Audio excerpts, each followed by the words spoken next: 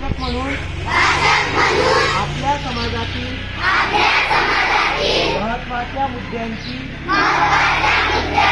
ज्ञानाची आणि संस्कृतीची माहिती प्राप्त करण्यासाठी वाचन करीन.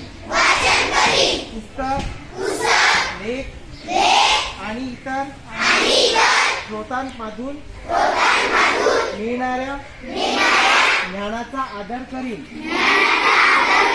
आणि ते इतरांसोबत सामायिक करेन.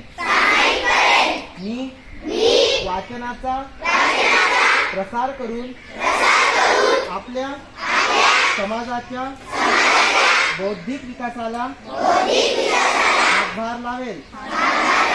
वाचन ही केवळ माहिती मिळवण्याची प्रक्रिया नसून विचारशीलतेची, संवादाची आणि ज्ञानाची प्रसाराची साधना आहे, हे मी जाणून घेईन.